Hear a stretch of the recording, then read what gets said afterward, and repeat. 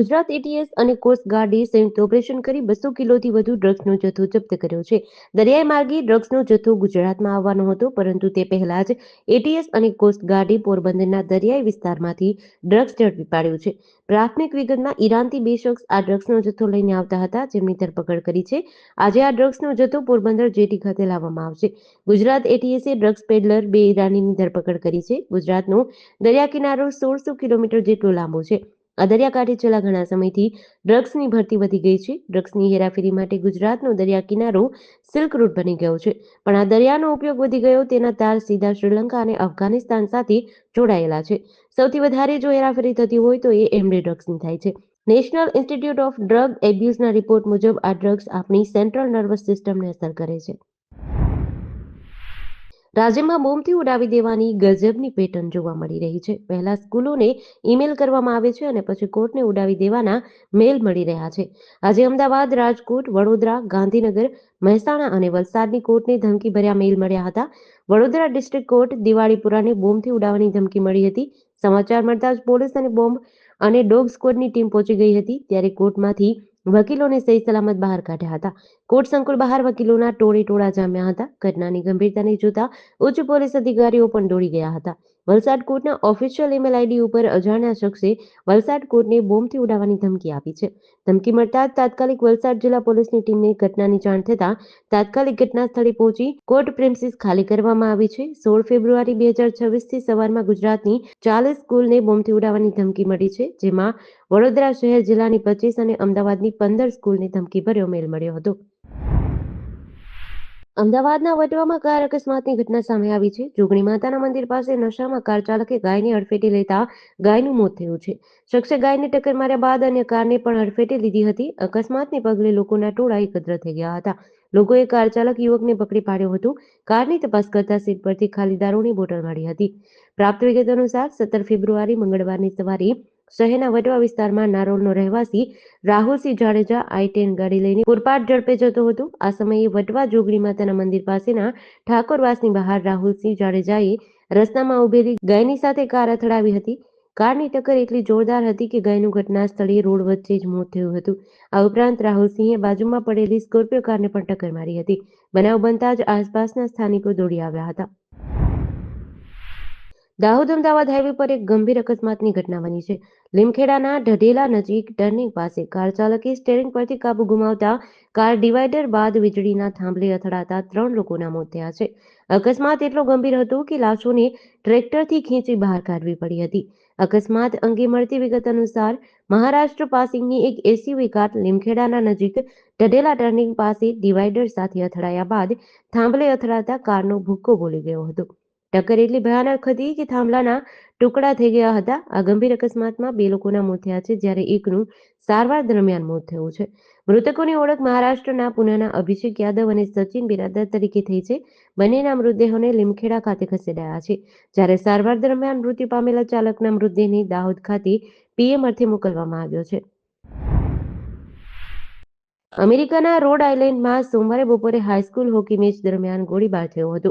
પોલીસના જણાવ્યા અનુસાર આ હુમલામાં હુમલાખોર સહિત 2 લોકોના મોત થયા છે. અન્ય 3 લોકોની હાલત ગંભીર છે. ઘટના બપોરે લગભગ 2:30 વાગ્યે બની હતી. પોલીસ પ્રમુખ ટીના ગોન્કાલ્વેસે તેને ટાર્ગેટ હુમલો ગણાવ્યો હતો. પ્રારંભિક માહિતી અનુસાર આ મામલો પારિવારિક વિવાદ સાથે સંબંધિત હોઈ શકે છે. જો કે હેતુ હજુ સ્પષ્ટ નથી. પોલીસ પ્રમુખ ટીનાએ જણાવ્યું કે બંને ટીમો સિનિયર નાઇટની ઉજવણી કરતી હતી ત્યારે ગોળીબાર શરૂ થયો હતો. મેદાનમાં 2 ટીમ હતી. આ ટીમોમાં આસપાસની ઘણી શાળાઓના ખેલાડીઓ સામેલ હતા. ઘટના સ્થળે અફરાતફરી મચી ગઈ હતી. મેયર ડોનાલ્ડ આર ગ્રેબિયને આ ઘટનાને ખૂબ જ ભયાનક ગણાવી હતી. અમરેલી જિલ્લાના બાબરા તાલુકાના ગરણી ગામે વહેલી સવારે એક ખેડૂતના મકાનમાં ભેદી ધડાકો થયો હતો. નાગજીભાઈ ચોપડા પટેલના મકાનમાં રસોડામાં સવારે લગભગ 4:30 વાગ્યે અચાનક જ જોરદાર વિસ્ફોટ થયો. આ ધડાકો એટલો પ્રચંડ હતો કે રસોડાનો સ્લેબ પણ તૂટી ગયો અને આસપાસના મકાનોને પણ તેની અસર થઈ હતી. સદનસીબે રસોડામાં રાખેલી ગેસ સિલિન્ડર અને ફ્રીજ સલામત રહ્યા હતા, જેના કારણે મોટી દુર્ઘટના ટળી હતી. આ અચાનક થયેલા ધડાકાને કારણે મકાન માલિક અને આસપાસના લોકોમાં ભયનો માહોલ ફેલાયો હતો. ઘટનાની જાણ થતાં જ ગામના લોકોના ટોળે એકત્ર થઈ ગયા હતા. આ ઘટના અંગે બાબરા પોલીસને જાણ કરવામાં આવી હતી. પોલીસે ધડાકાના કારણો જાણવા માટે તપાસ હાથ ધરી છે.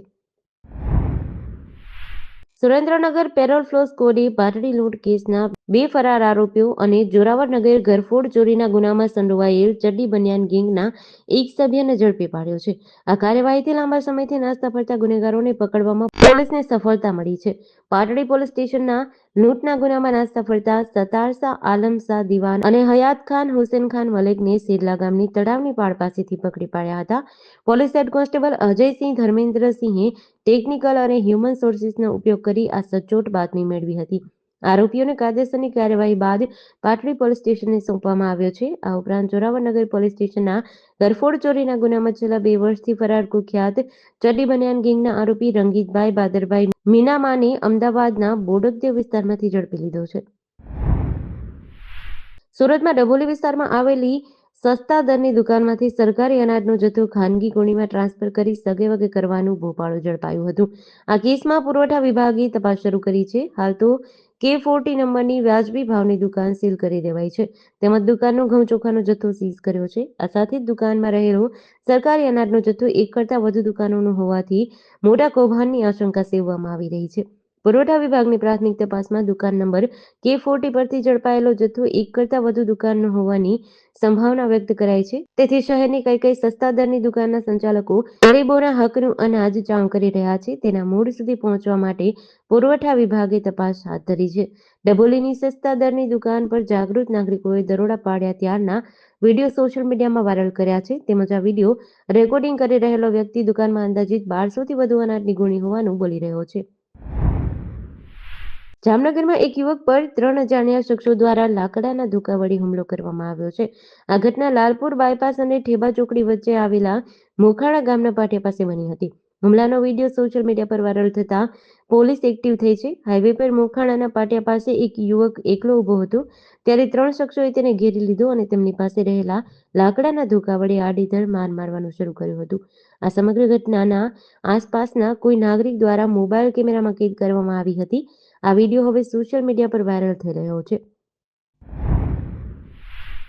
જામનગરના એક જાણીતા ઓર્થોપેડિક સર્જન સાથે શેરબજારમાં રોકાણના બહાને ₹41,86,000ની છેતરપિંડી થઈ છે. આ મામલે સિટી બી ડિવિઝન પોલીસ મથકમાં એક શેર બ્રોકિંગ કંપનીના ડાયરેક્ટર સહિત 5 વ્યક્તિઓ સામે વિશ્વાસઘાત અને છેતરપિંડીનો ગુનો નોંધવામાં આવ્યો છે. પાર્ક કોલોની વિસ્તારમાં રહેતા અને અંબર સિનેમા રોડ પર ઓર્થોપેડિક હોસ્પિટલ ચલાવતા ડોક્ટર કિશોરભાઈ સાજનમલ મહેશ્વરીએ આ ફરિયાદ નોંધાવી છે. તેમણે Arcadia share and broker private limited કંપનીના director Nitin Amrutlal, Antony Sequeira, Prem Antony Sequeira, Yash Rameshbhai Brahmbhatt અને રમેશ અમૃતલાલ બ્રહ્મભટ્ટ સામે આરોપ લગાવ્યો છે. આ મામલો સામે આવ્યા બાદ ડોક્ટર મહેશ્વરીએ પોલીસનો સંપર્ક કર્યો હતો. પીએસઆઈ એમ.બી. મોઢવાડિયાએ વિવિધ કલમો હેઠળ ગુનો નોંધી તપાસ હાથ ધરી છે.